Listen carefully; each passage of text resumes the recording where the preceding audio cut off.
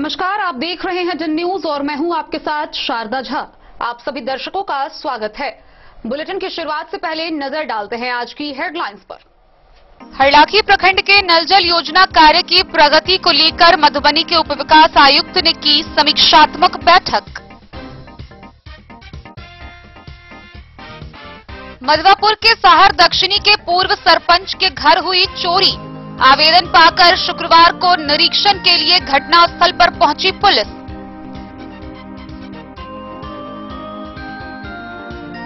राजनगर के विधायक चौक कसियौना में सांसद रामप्रीत मंडल ने प्रधानमंत्री ग्राम सड़क योजना द्वारा निर्मित सड़क का किया उद्घाटन।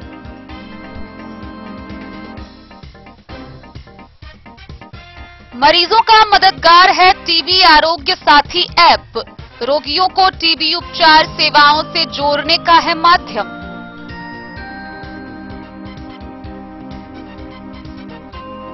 मधुबनी के खोइर गांव पहुंचे भारत सरकार के केंद्रीय मंत्री गिरिराज सिंह। केला उत्पादक किसानों के खेत का किया निरीक्षण। खजौली में रेलवे भूमि अतिक्रमण 63 दुकानदारों पर रेल विभाग का 1 करोड़ 30 लाख बकाया।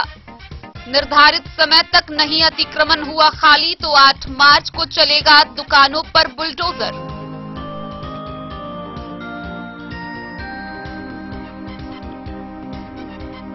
बासोपट्टी पुलिस ने अवैध बालू लदा ट्रैक्टर किया जब्त, चालक गिरफ्तार। बेनीपट्टी के मनरेगा योजना से हो रहे कार्य में गड़बड़ी को लेकर जदयू प्रखंड अध्यक्ष ने की शिकायत। बिस्फी में पंचायती राज प्रकोष्ठ प्रदेश सचिव बने मोहम्मद अकरम। कार्यकर्ताओं ने दी बधाई।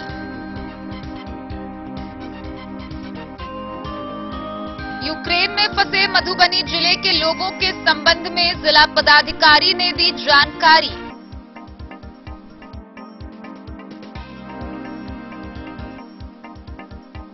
जयनगर के देवधा दक्षिणी व रजौली पंचायत में बिहार महिला समाज की हुई बैठक। और मधुबनी शहर में तेजी से चल रहा नाला निर्माण व कैनाल का कार्य।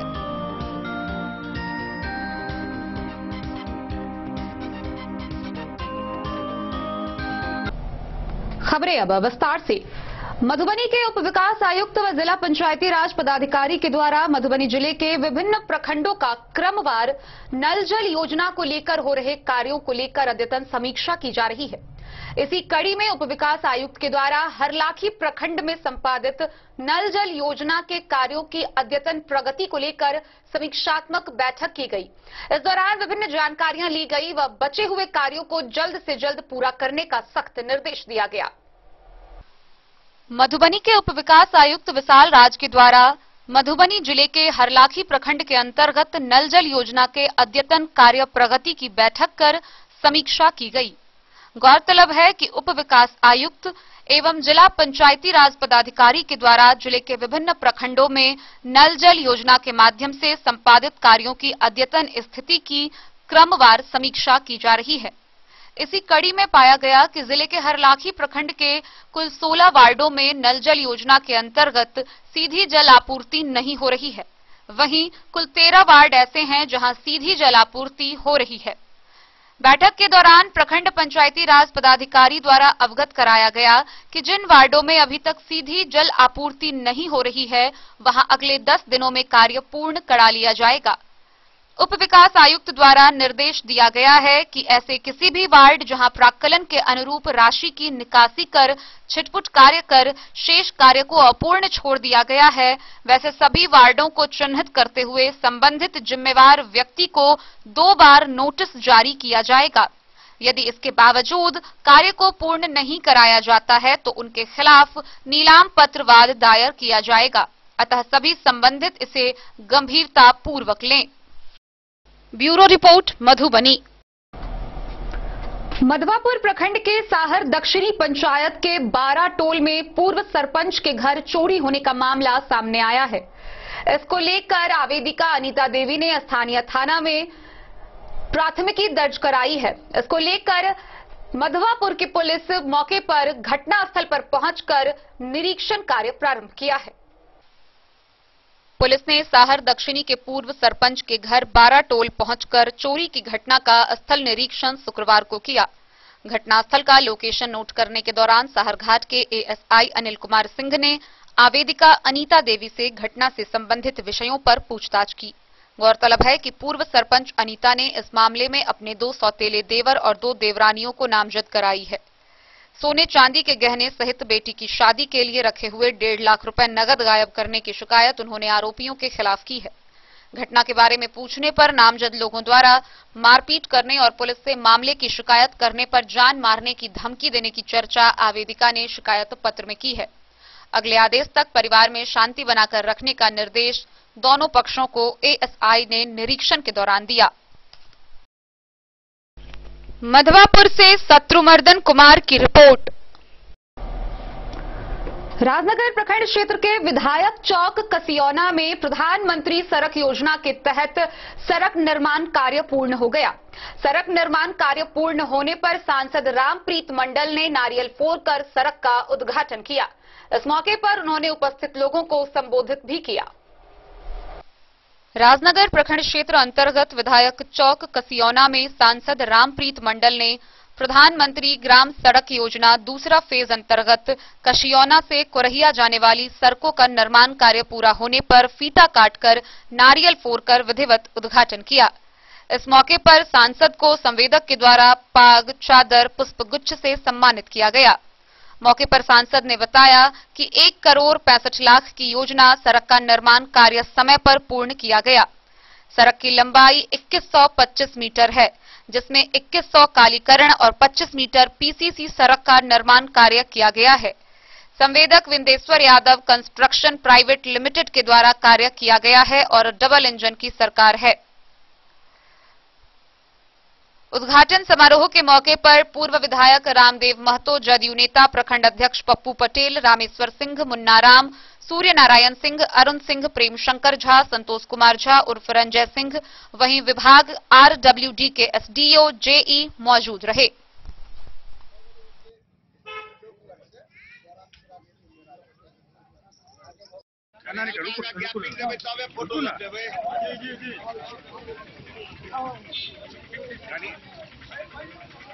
हल्का हल्का पीछा हो जाओ।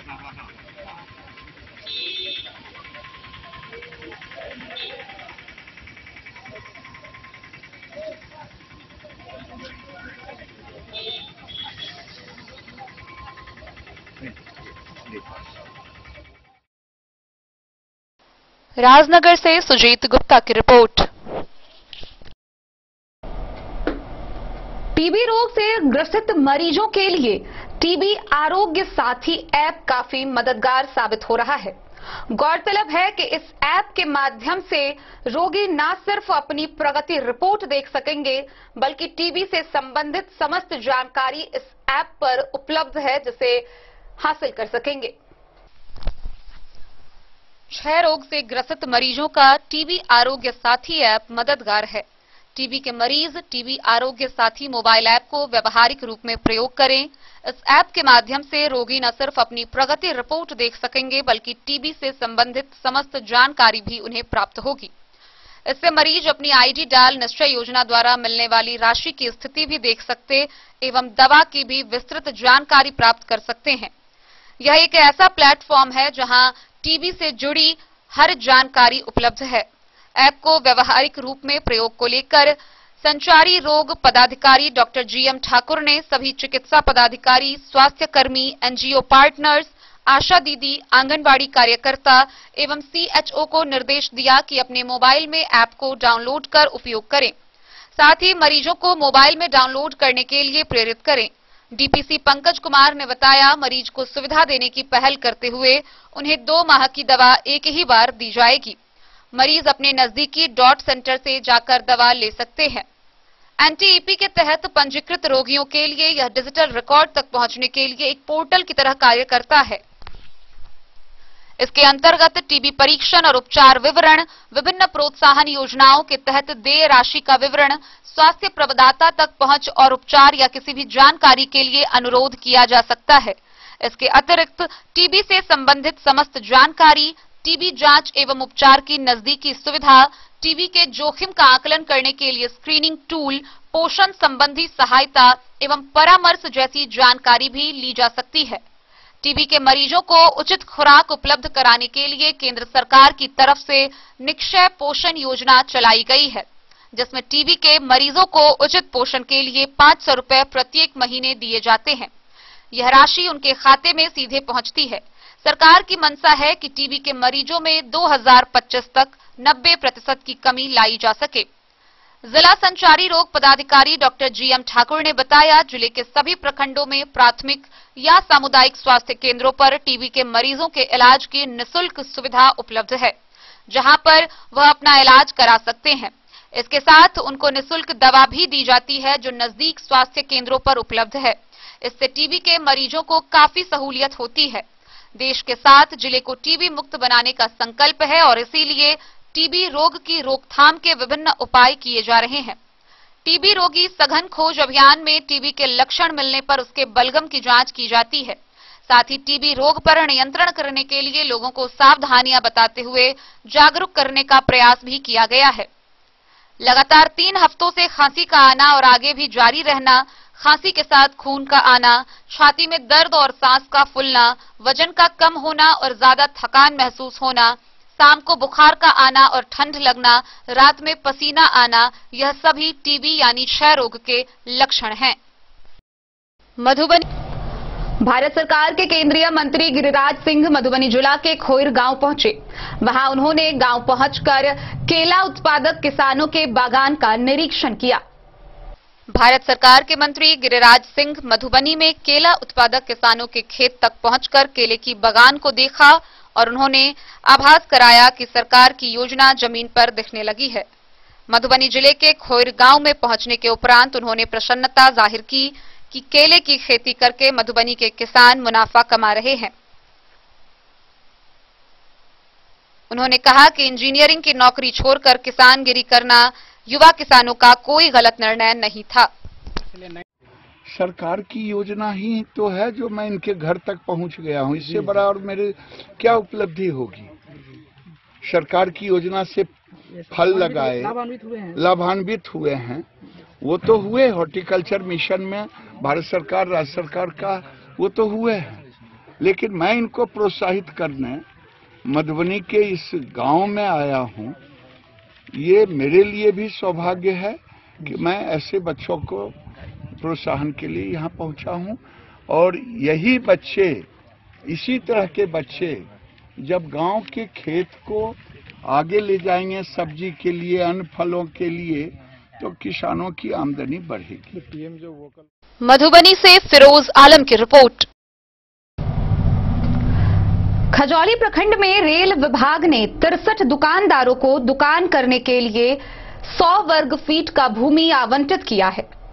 इन पर रेल विभाग का 1 करोड़ 30 लाख रुपए बकाया है।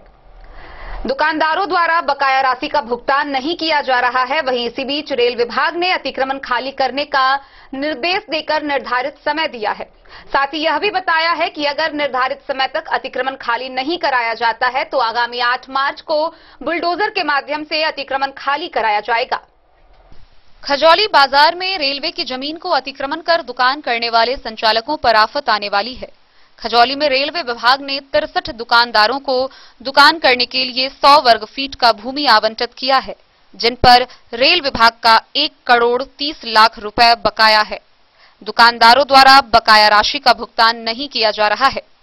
इतना ही नहीं, दुकानदारों ने रेल विभाग की जमीन को अपनी मनमर्जी से अतिक्रमण कर लाखों रुपए राजस्व की क्षति पहुंचा रहे हैं। शुक्रवार को रेल विभाग के IOW मनोज कुमार ने आवंटित दुकानदारों के जमीन का सीमांकन कराया। उन्होंने कहा कि दुकानदारों के द्वारा रेल विभाग के अतिक्रमित भूमि को खाली करने के लिए सभी दुकानदारों को पूर्व में 3 नोटिस दे दिया गया है। अतिक्रमित भूमि खाली करने के लिए 7 मार्च का समय दिया गया है। निर्धारित समय में खाली नहीं करने वाले दुकानों पर 8 मार्च को बुलडोजर चलाया जाएगा। इतना ही नहीं, अतिक्रमण खाली कराने में जो खर्च आएगा उसका भी भुगतान संबंधित अतिक्रमणकारी को भुगतान करना होगा। आईओडब्ल्यू मनोज कुमार ने कहा कि 31 मार्च से पहले जो आवंटित दुकानदार बकाया किराया जमा नहीं करते हैं, उनके दुकानों का आवंटन रद्द करते हुए बकाया राशि वसूली के लिए रेल थाना में एफआईआर दर्ज की जाएगी। मौके पर आईओडब्ल्यू मनोज कुमार, रेल कर्मी दिनेश झा, पवन झा, धर्मवीर कुमार, रामनाथ, लक्ष्मण प्रसाद एवं आवंटित दुकानदार मौजूद थे।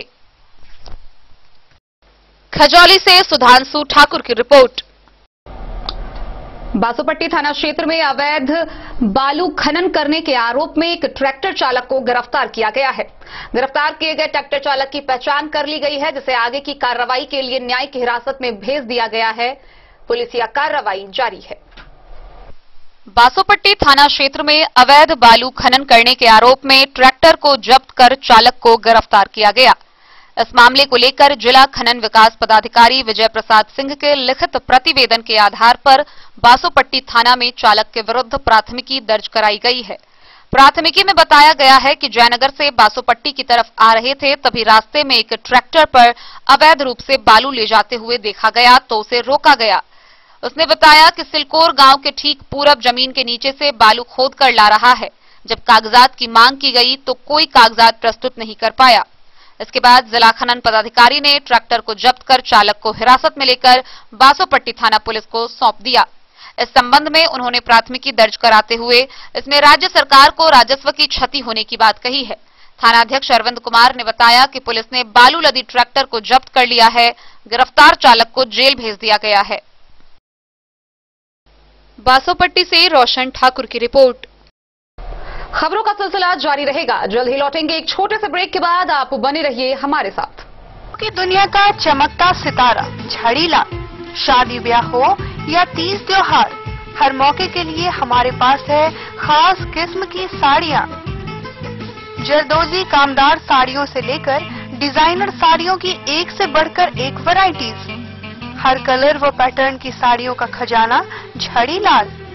इतना ही नहीं, अच्छी क्वालिटी व नामी कंपनियों के शर्ट पैंट के कपड़े भी हमारे यहाँ उपलब्ध हैं। कुर्ता पैजामा का कपड़ा हो या शर्ट पैंट का कपड़ा या फिर डिजाइनर सलवार सूट की हो डिमांड, हम करते हैं पूरी आपकी हर मांग। अगर आप अपनी पर्सनैलिटी में लगाना चाहते हैं चार चांद, तो एक बार सेवा का मौका अवश्य दें। झड़ीलाल, हमारा पता है बड़ा बाजार एवं महिला कॉलेज रोड, मधुबनी। बेहतरीन साड़ियों एवं रेडीमेड कपड़ों का अनूठा संगम, बॉम्बे फैशन। शादी हो या कोई त्योहार, हर तरह के खास आयोजन में आपको पसंद आएंगी यहाँ की डिजाइनर कामदार एवं बेहतरीन साड़ियाँ। यानी अगर आप चाहते हैं सभी प्रकार की कामदार फैंसी बनारसी प्योर सिल्क सूती साड़ियाँ, सलवार सूट और लहंगा चुन्नी, तो सोचने की जरूरत नहीं, आए बॉम्बे फैशन। हम रखते हैं आपकी पसंद का ख्याल। शर्टिंग, सूटिंग एवं ब्रांडेड रेडीमेड कपड़े भी मिलेंगे आपको उचित मूल्य पर। यही नहीं, बच्चों के कपड़े बाजार से कम कीमत पर यानी होलसेल रेट पर प्राप्त करें।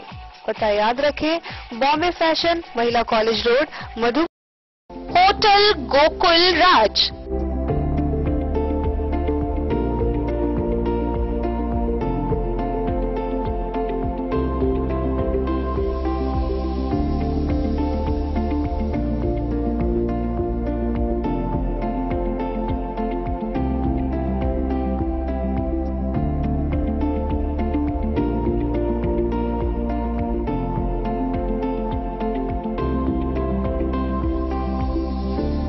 शहर के भीड़ भाड़ से दूर, शांति और सुकून से भरे वातावरण में मधुबनी शहर के लहरियागंज वार्ड नंबर 1 में पूरे मिथिलांचल क्षेत्र का सबसे भव्य होटल, होटल गोकुल राज।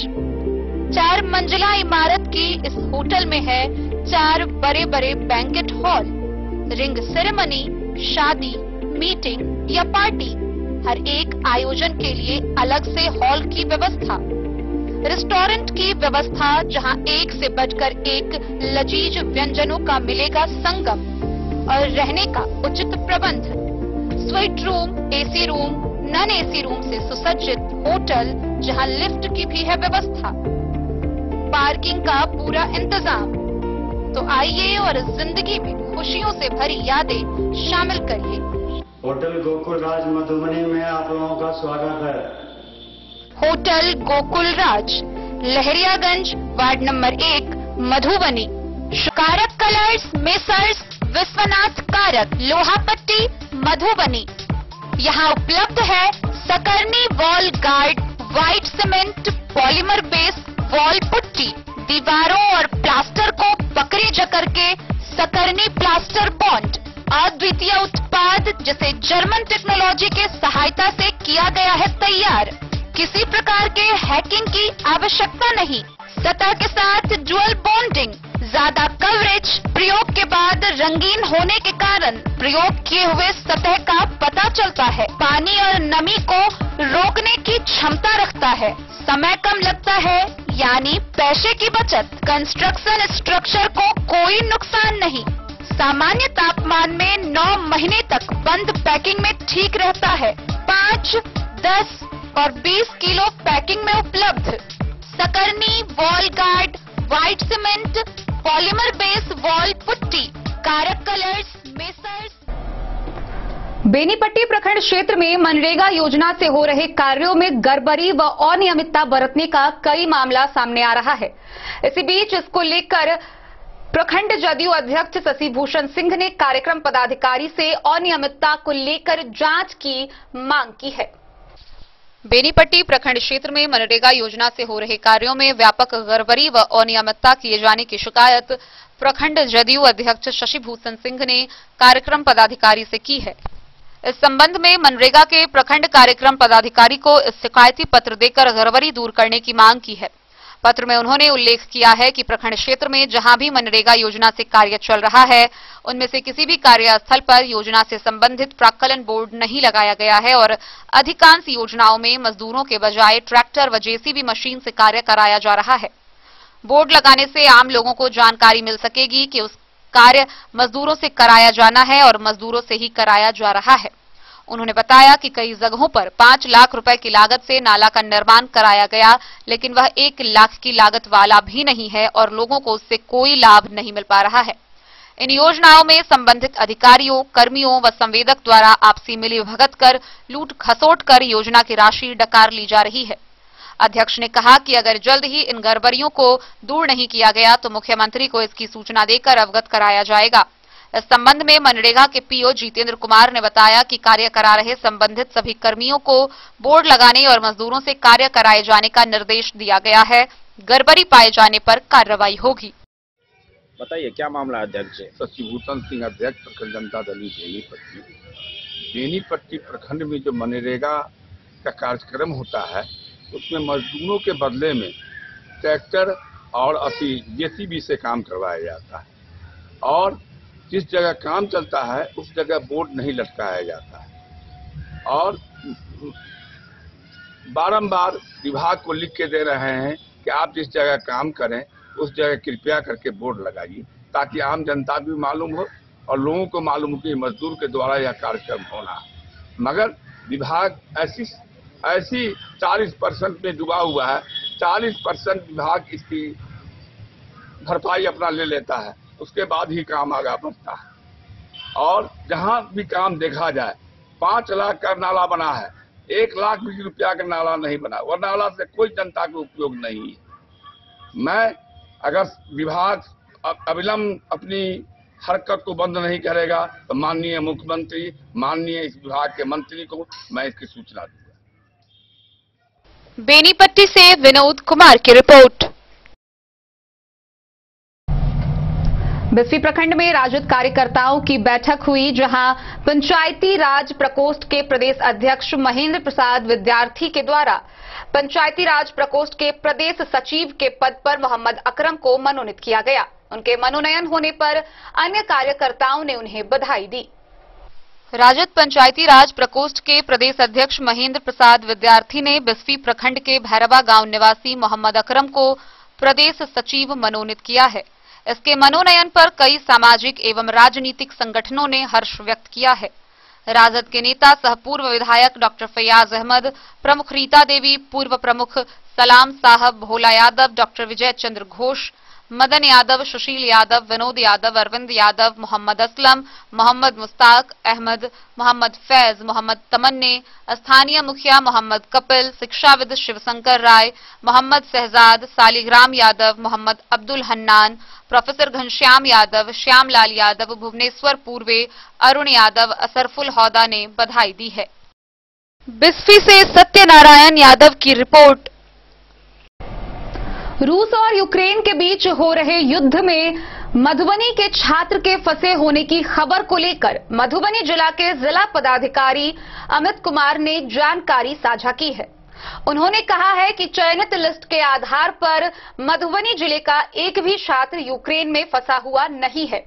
10 छात्र मधुबनी अपने घर पहुंच गए हैं, वहीं 9 छात्र विमान में भारत आने के रास्ते में हैं। मधुबनी के जिला पदाधिकारी अमित कुमार के द्वारा यूक्रेन में जारी युद्ध के हालात में फंसे मधुबनी जिले के लोगों के संबंध में जिला वासियों से जानकारी साझा की गई है। जिलाधिकारी ने बताया कि यूक्रेन में जारी युद्ध के मद्देनजर भारत सरकार, बिहार सरकार और मधुबनी जिला प्रशासन के द्वारा जनहित में व्यापक कदम उठाए जा रहे हैं। भारत सरकार के सूत्रों से जिला प्रशासन को यूक्रेन से स्वदेश लौट रहे मधुबनी वासियों की पल पल की जानकारी साझा की जा रही है, जो प्रभावित लोगों के परिजनों के हित में बेहद महत्वपूर्ण कदम है। जनहित को देखते हुए भारत सरकार द्वारा मधुबनी वासी सहित देश के तमाम नागरिकों को भारत लाया जा रहा है। विस्तृत जानकारी देते हुए उन्होंने बताया कि कुल 10 लोग अभी तक अपने गृह जिले मधुबनी तक पहुंच चुके हैं, जिनमें राशिद अशरफ इरफानी, रचना कुमारी, अनुज्ञा दीप, अभिषेक कुमार सुमन, आयुष कुमार, विनायक निवास, नीतीश कुमार, संतोष कुमार, शाहिद अब्बास और अभिषेक कुमार झा हैं। इनके अतिरिक्त कुल 12 लोग ऐसे हैं जो यूक्रेन की सीमा से बाहर निकल चुके हैं और भारत के लिए हवाई यात्रा के क्रम में हैं। इनके नाम मुकुंद कुमार, चंदन कुमार, नाजिस एहतिशाम, शिवम मिश्रा, अमन साहिल, मोहम्मद असरुल हक, आसिफ इकबाल, विवेक प्रसाद साह, मोहम्मद अहमद अली, प्रमोद कुमार और उज्जवल हैं। जिलाधिकारी द्वारा स्पष्ट किया गया है, प्राप्त सूचना के अनुसार जिले का कोई भी वासी वर्तमान में यूक्रेन की सीमा में फंसा हुआ नहीं है और भारत सरकार की लगातार कोशिशों से भारत के सभी लोगों की वतन वापसी कराई जा रही है। इस परिप्रेक्ष्य में भारतीय दूतावास, बिहार भवन, बिहार फाउंडेशन और आपदा प्रबंधन विभाग के अधिकारियों द्वारा परस्पर समन्वय स्थापित कर लोगों की सुरक्षित वतन वापसी कराई जा रही है। मधुबनी जिला प्रशासन द्वारा इस मामले को प्राथमिकता के आधार पर संपादित किया जा रहा है। Bureau report, Madhubani. बिहार महिला समाज जयनगर अंचल के देवधा दक्षिणी व रजौली पंचायत में बैठक की गई।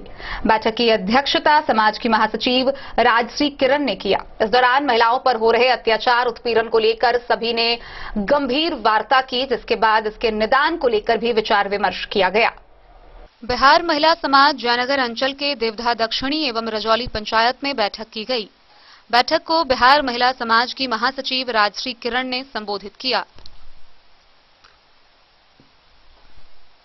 उन्होंने कहा, बिहार में आज भी महिला असुरक्षित है। शोषण, घरेलू हिंसा, सामाजिक एवं आर्थिक रूप से प्रताड़ना सरेआम महिलाओं के साथ की जा रही है और प्रशासन इसे रोकने में बिल्कुल विफल है। सरकार महिला आरक्षण के नाम पर लोगों को दिग्भ्रमित कर रही है।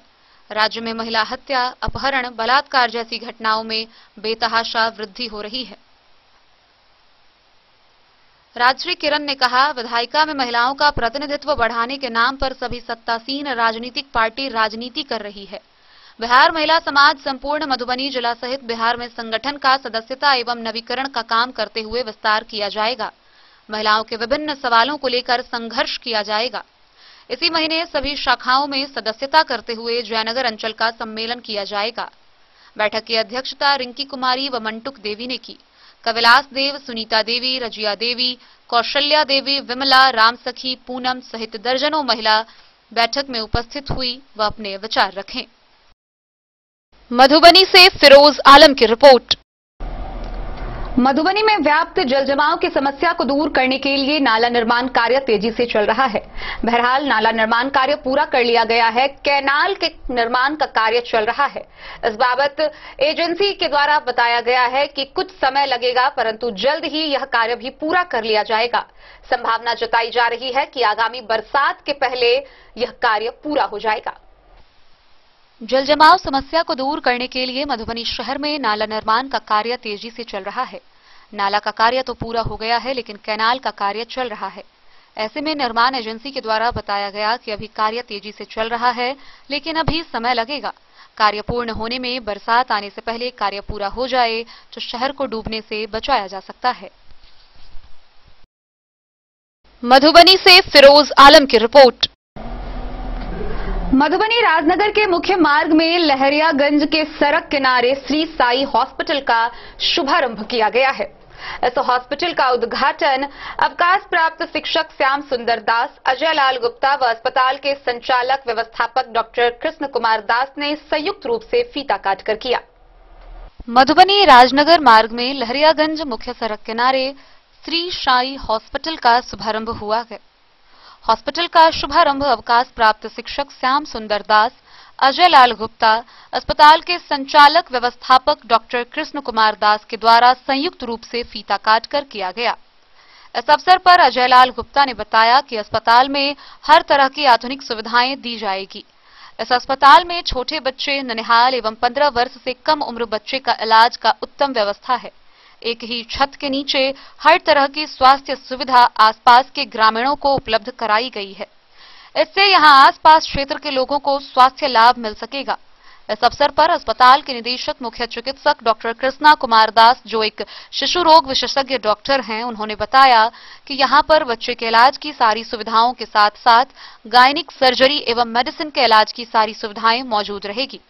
इस उद्घाटन के मौके पर श्याम सुंदर दास, अजय कुमार गुप्ता, समाज सेवी विजय रमन, कमलेश मिश्र, doctor Rakesh Kumar, Sanjay Mishra, Ganesh Paswan, Pramod Lal Das, doctor Sailesh, doctor Sunil, doctor सुमन, रंजीत कुमार, संजय कुमार मौजूद रहे।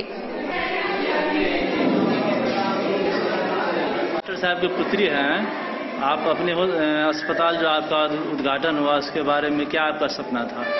आज मैं बहुत ज़्यादा खुश हूँ क्योंकि मैंने इस हॉस्पिटल का बहुत दिनों से ड्रीम देखा था। फाइनली ये ड्रीम पूरा हो गया मेरा और आज मैं बहुत ज़्यादा हैप्पी हूँ। और मुझे भी अपने पापा की तरह एकदम ऐसे काबिल डॉक्टर बनना है और मुझे भी ऐसा बड़ा हॉस्पिटल बनाना है। क्या नाम है आपका? ऋषिका गुप्ता।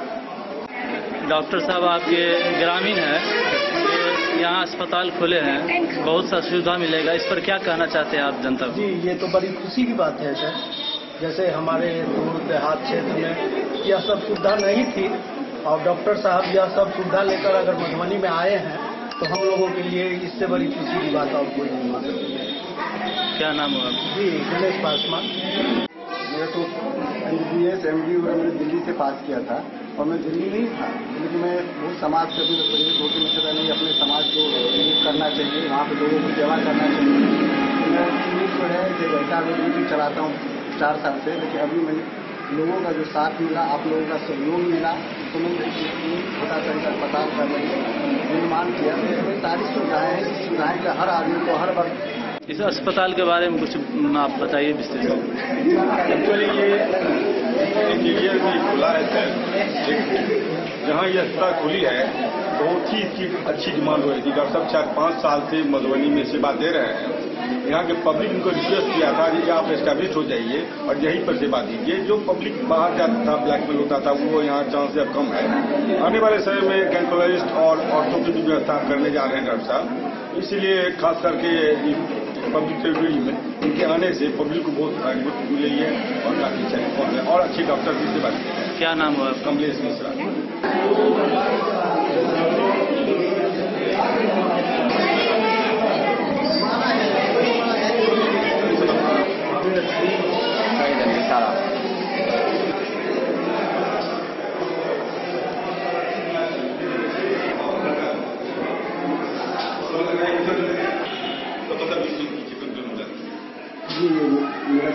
कलवाही से सरमोद लाल दास की रिपोर्ट। खबरों का सिलसिला जारी रहेगा। जल्द ही लौटेंगे एक छोटे से ब्रेक के बाद। आप बने रहिए हमारे साथ। विवेकानंद मिशन विद्यापीठ शिक्षा के क्षेत्र में एक नया आयाम अब छोटे बच्चों के लिए भी आधुनिक सुविधाओं के साथ उपलब्ध। विवेकानंद मिशन विद्यापीठ जूनियर, जहां क्लास प्री नर्सरी से 5th स्टैंडर्ड तक के बच्चों का एडमिशन प्रारंभ है। अगर आप भी चाहते हैं अपने बच्चों का शिक्षा के क्षेत्र में बेहतर विकास, तो विवेकानंद मिशन विद्यापीठ जूनियर है आपके लिए तैयार। 2.5 से 10 वर्षों के बच्चों के लिए आपको मिलेगा आधुनिक सुविधाओं के साथ एक बेहतर शिक्षा का माहौल। सीबीएसई बेस्ड करिकुलम सिलेबस के साथ साथ स्टूडेंट्स होंगे art and craft, game and sports और कल्चरल एक्टिविटीज में अव्वल। इंग्लिश मीडियम के माहौल के बीच स्टूडेंट्स बनेंगे स्मार्ट, जहां किताबी ज्ञान के साथ साथ हर क्षेत्र में स्टूडेंट्स होंगे अवेयर। हॉबीज और इंटरेस्ट को मिलेगी प्राथमिकता। तो आइए और अपने बच्चों के बेहतर भविष्य के लिए आज ही नामांकन करवाइए। विवेकानंद मिशन विद्यापीठ जूनियर। हमारा पता है तिरहुत कॉलोनी, नगर परिषद, main road, ward number 21, Madhubani. Ayurveda अपनाएं, निरोगी जीवन पाएं। आईएमसी के आयुर्वेदिक प्रोडक्ट अब आपके शहर मधुबनी में भी उपलब्ध है।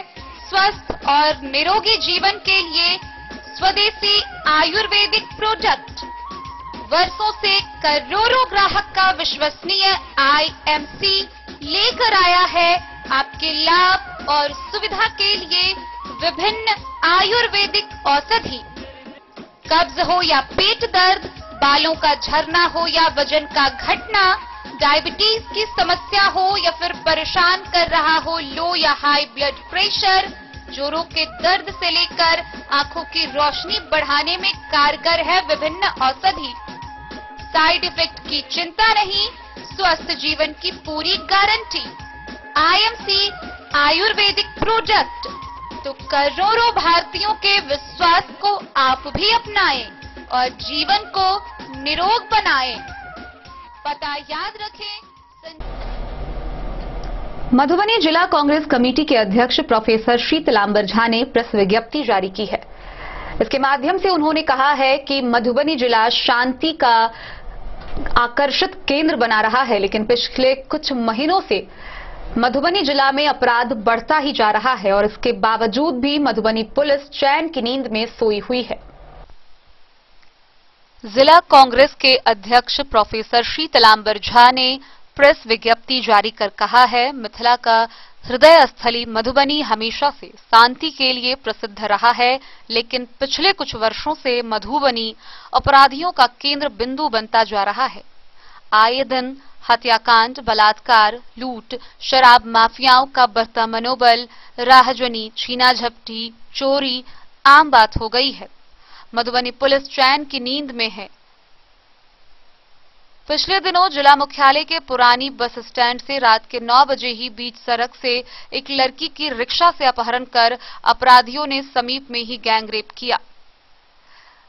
कहा जा रहा है कि प्रमुख अभियुक्त को पुलिस ने मोटी रकम लेकर छोड़ दिया है, जो कि जांच का विषय है। पिछले ही दिनों शहर के ऑफिसर कॉलोनी में एक महिला के साथ बलात्कार कर हत्याएं हुई थी, जिसका आज तक उद्भेदन नहीं हो सका। विगत 3 दिन पूर्व स्टेडियम रोड में गोलीबारी हुई, जिससे शहर व जिला के लोग डरे व सहमे हुए हैं। अपराधी अब मधुबनी में आर्म्स बेचने पहुंच रहा है। यह सभी घटनाएं मधुबनी पुलिस की निष्क्रियता का ही प्रतिफल है। मधुबनी पुलिस अपनी नाकामी छुपाने के लिए शहर में संभ्रांत सामाजिक राजनैतिक दलों के कार्यकर्ताओं को प्रताड़ित करने लगा है। जिला कांग्रेस कमेटी के महासचिव सह पूर्व जिला परिषद सदस्य विजय कुमार झा भोला के संकट मोचन स्थिति आवास पर रात के 1 बजे बिना कोई सर्च वारंट, बिना कोई झंझट के मुकदमा के तलाशी की। न उसमें महिला पुलिस थी और घर के सामान को तहस नहस कर दिया, तब जबकि विजय कुमार झा घर पर नहीं थे। इस दौरान किसी प्रकार की अवैध सामग्री बरामद नहीं हुई। प्रोफेसर शीतलांबर झा ने कहा कि इस संबंध में जिलाधिकारी को पत्र लिखकर शहर में हुए जघन्यतम घटनाओं के अपराधियों को शीघ्र सजा दिलाने के लिए स्पेशल कोर्ट का गठन व स्पीडी ट्रायल कर दोषियों को सख्त से सख्त सजा हो की मांग की गई है। साथ ही पीड़िता परिजनों को सुरक्षा व मुआवजा देने की मांग की है। मधुबनी से फिरोज आलम की रिपोर्ट। मधुबनी शहर के दरगाह चौक पर स्थित national high school science classes में 11वीं 12वीं की पढ़ाई जोर शोर से चल रही है। गौरतलब है कि वैसे छात्र जिनमें क्षमता है लेकिन पैसे के अभाव में उच्च पढ़ाई नहीं कर पाते हैं, उनके लिए national high school science classes एक अच्छा अवसर बनकर सामने आया है। इस बात की जानकारी संस्था के डायरेक्टर डॉक्टर शहाबुद्दीन ने प्रेस वार्ता कर दी। एनएचएस के डायरेक्टर डॉक्टर शहाबुद्दीन ने प्रेस रिलीज जारी कर बताया कि मधुबनी शहर में पहली बार कोटा, दिल्ली, पटना जैसी सुविधा मेडिकल इंजीनियरिंग की तैयारी के लिए NH science classes best facility team को लेकर आई है। कई अच्छे लोग संस्थान में पढ़ा रहे हैं। एनएचएस साइंस क्लासेस ऐसे स्टूडेंट पर फोकस कर रही है जो ग्रामीण परिवेश से रहते हैं और पैसे के अभाव में हायर एजुकेशन से वंचित रह जाते हैं। वैसे बच्चों के लिए सुविधाएं 11वीं 12वीं की सभी subject physics, chemistry, biology, math के साथ साथ इंग्लिश का क्लास एक ही छत के नीचे कमजोर स्टूडेंट पर विशेष ध्यान दिया जाता है। इसके साथ ही बच्चों से साप्ताहिक टेस्ट भी लिया जाता है। National high school science classes में 11वीं 12वीं JEE, NEET, medical, engineering, advocate ऐसे कई तरह की तैयारियां कराई जाती है। अब बच्चे यहां छोटे शहर से भी होकर अपना सपना पूरा कर सकते हैं। आपको मिलाते हैं नेशनल हाई स्कूल के तरफ से उसको फ्री देंगे। दूसरे कि साप्ताहिक उसका टेस्ट होगा। तीसरा एसी क्लासरूम होगा। चौथा बच्चे क्लास में ज्यादा नहीं होंगे, ओनली 432 बच्चे होंगे, 30 बच्चे होंगे। मतलब एनएचएस साइंस क्लास में 30 बच्चे को ही एक बार पढ़ाया जाएगा, 30 बच्चे से ज्यादा नहीं पढ़ाया जाएगा। ये सुविधा आपको मधुबनी में किसी भी कोचिंग में, बड़े से बड़े कोचिंग में नहीं है। कम पैसा में हम अच्छा सुविधा देने जा रहे हैं। एसी क्लासरूम प्रोजेक्टर के साथ सबको, सभी बच्चों को, सभी बाल शिक्षार्थियों को पढ़ाने के लिए व्यवस्था कर रहे हैं। साथ ही वो एनएचएस साइंस क्लासेस में फिजिक्स के टीचर हैं। आपको engineer Chandan Kumar BTech, MSc physics, chemistry पढ़ाएंगे। Doctor Saurabh Kumar Singh PhD math, doctor engineer AK. Thakur BTech mechanical engineer biology, doctor LN. Jha PhD और इंग्लिश अभिमन्यु सर और कैसर अली सर पढ़ाएंगे। नीट और आईआईटी के लिए भी स्पेशल व्यवस्था है। 11-12 के लिए अलग से व्यवस्था रहेगा। जो बच्चे अगर कमजोर होंगे तो उसकी अलग से व्यवस्था करके उसे तेज किया जाएगा। इस आपको कमजोर बच्चे जैसे ग्रामीण परिवेश में रहने वाले को पैसे की आवश्यकता होती है कि मधुबनी से फिरोज आलम की रिपोर्ट। मिथिलांचल की प्रसिद्ध 15 दिवसीय परिक्रमा यात्रा का विधिवत शुभारंभ हो चुका है। इस बीच जनकपुर धाम से हरलाखी के कल्याणेश्वर महादेव स्थान भगवान का डोला पहुंचा, जहां भव्य स्वागत किया गया। वहीं दूसरी तरफ इस दौरान महादेव स्थान परिसर में निःशुल्क स्वास्थ्य शिविर भी लगाया गया। मिथिलांचल की प्रसिद्ध 15 दिवसीय मध्यमा परिक्रमा यात्रा विधिवत शुरू हो गई है। नेपाल के कचरी धाम से शुरू होकर जनकपुर और उसके बाद जनकपुर धाम से विदा होकर भगवान मिथिला बिहारी व किशोरी जी की डोली गाजे बाजे व सीताराम जय घोष के साथ शुक्रवार को हरलाखी के हरिणे गांव में प्रवेश किया। डोली के पीछे भजन कीर्तन करते हुए हजारों की संख्या में साधु संत चल रहे थे। भगवान की डोली जैसे ही भारतीय सीमा में प्रवेश किया, भक्तों द्वारा पुष्प की वर्षा कर भगवान का भव्य स्वागत किया गया। हरिणे गांव के बाद पोतगाह और उसके बाद शाम करीब 4 बजे भगवान का डोला कल्याणेश्वर मंदिर पहुंचा। जहां मंदिर के पुजारी व पंचायत के मुखिया रमेश मिश्र के नेतृत्व में ग्रामीणों के द्वारा भव्य स्वागत किया गया। हजारों की संख्या में पहले से मौजूद लोगों ने मिथिला बिहारी व किशोरी जी के डोली का दर्शन व पूजा अर्चना की। परिक्रमा भ्रमण करने वाले यात्री, साधु संत व महात्माओं ने कल्याणेश्वर परिसर में तंबू लगाकर रात्रि विश्राम की। विश्राम स्थल पर जगह जगह रामलीला, रासलीला, भजन कीर्तन सहित अन्य झांकी होती रही, जिससे पूरे क्षेत्र में भक्तिमय माहौल बना रहा। ग्रामीणों के द्वारा ठहरने, खाने पीने जैसे अन्य जरूरतों को पूरा किया गया। रात भर विश्राम के बाद परिक्रमा यात्री भगवान की डाला लेकर आज गिरिजा स्थान पहुंचेगी।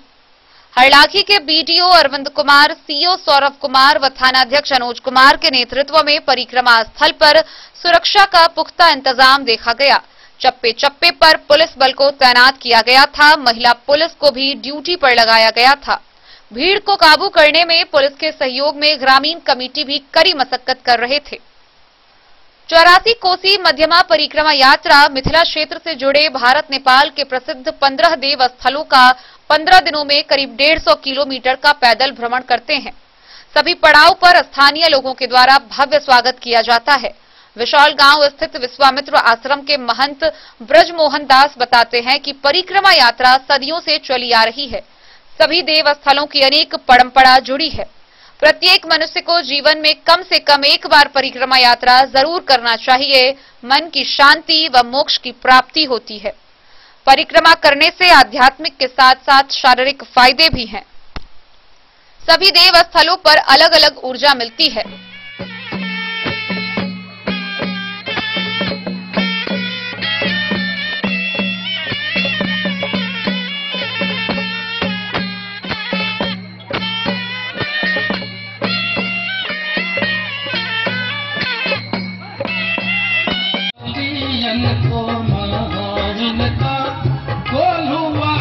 परिक्रमा मेला को लेकर क्या कुछ तैयारी चल रही है?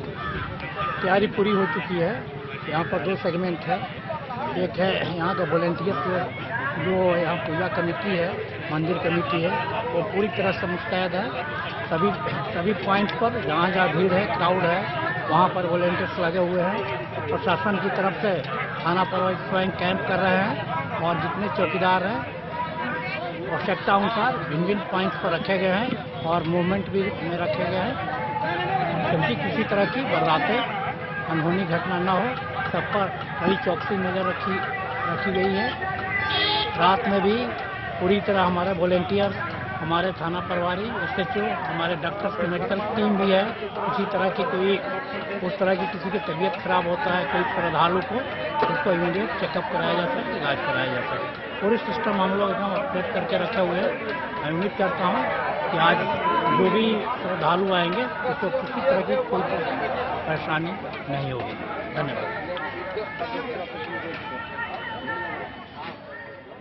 वहीं हरलाखी प्रखंड के कल्याणेश्वर स्थान में परिक्रमा यात्रियों व साधु महात्माओं के लिए जन जीवक कल्याण संघ RMP व गायत्री हॉस्पिटल के डायरेक्टर डॉक्टर सुनील कुमार के द्वारा निःशुल्क चिकित्सा सेवा शिविर का आयोजन किया गया।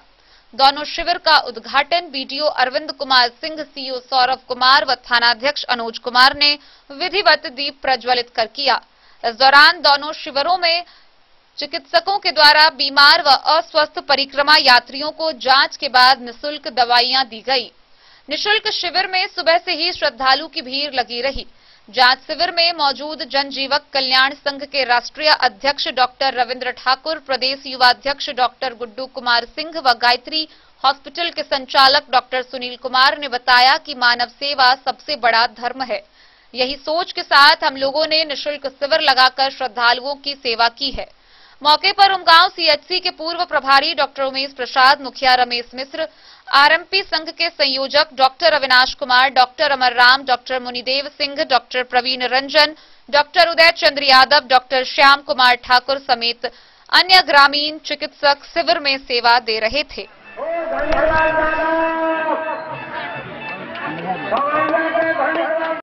बताइए, आज जो यहाँ पर निःशुल्क प्रशिक्षण लगाया गया है इसके बाद। जी, यहाँ के मीडिया बंधु, यहाँ आज जो प्रखंड विकास पदाधिकारी थाना प्रभारी हम सभी प्रबुद्ध वर्गों का जो आज ये सम्मान हुआ है, यह हर वर्ष जनजीवन कल्याण संघ RMP एक इंडिया में 4 भाषा है, चारों भाषा पर यह निःशुल्क चिकित्सा शिविर के माध्यम से ये श्रद्धालुओं को सेवा दी जाती है और इस वर्ष भी दी जा रही है।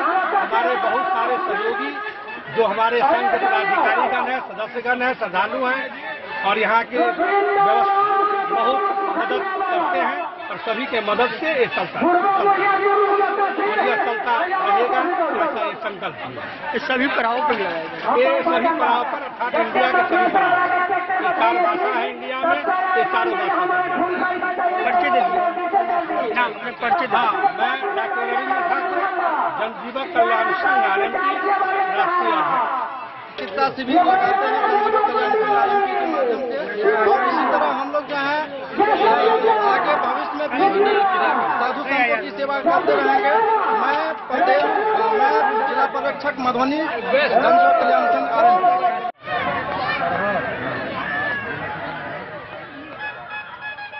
हरलाखी से संजय राउत की रिपोर्ट। राजनगर प्रखंड स्थित गिरिजा मंदिर के प्रांगण में वार्ड सचिव संघ राजनगर के द्वारा बैठक का आयोजन किया गया। बैठक में उपस्थित कार्यकर्ताओं ने 3 सूत्री मांगों को लेकर अपनी बातें रखी।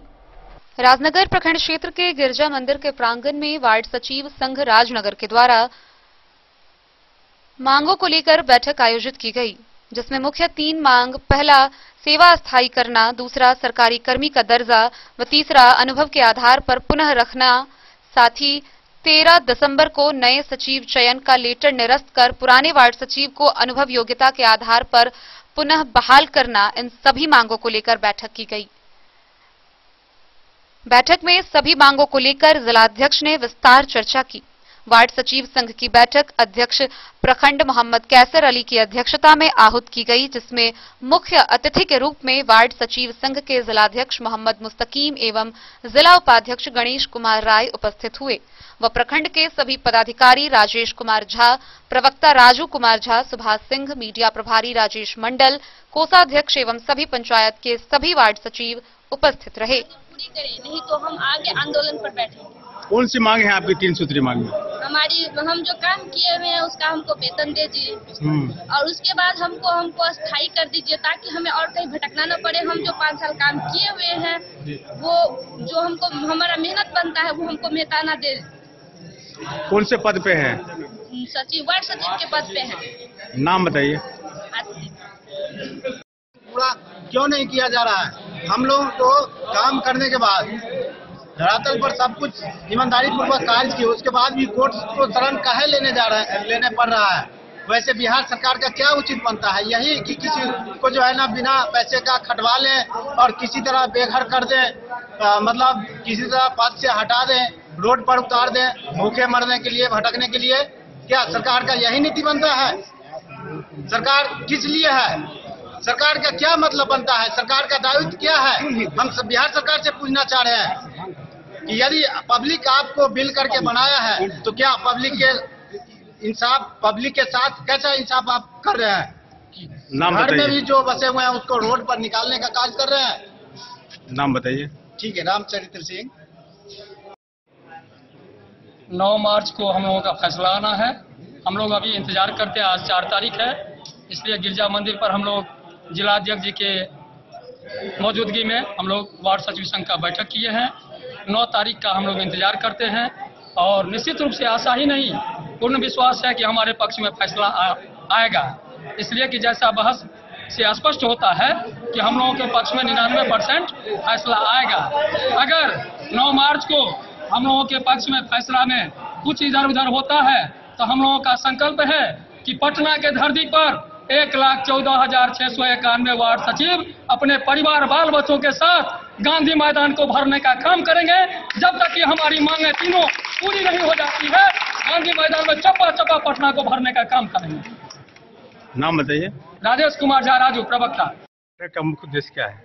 आज का मुख्य उद्देश्य हम लोगों का ये है कि सरकार के द्वारा जो पंचायती राज के डायरेक्टर हैं रंजीत जी के द्वारा जो 13/12/2021 का जो लेटर निर्गत किया गया था कि वार्ड क्रियान्वयन प्रबंधन समिति को बदला जाए, उसमें स्पष्ट ये निर्देश नहीं दिया गया कि वार्ड सचिव को। राजनगर से सुजीत गुप्ता की रिपोर्ट। तो आज के इस बुलेटिन में फिलहाल इतना ही। कल फिर हाजिर होंगे नए खबरों के साथ। तब तक दीजिए पूरी टीम को इजाजत और मधुबनी की हर छोटी बड़ी खबरों के लिए देखते रहिए DIN न्यूज। नमस्कार।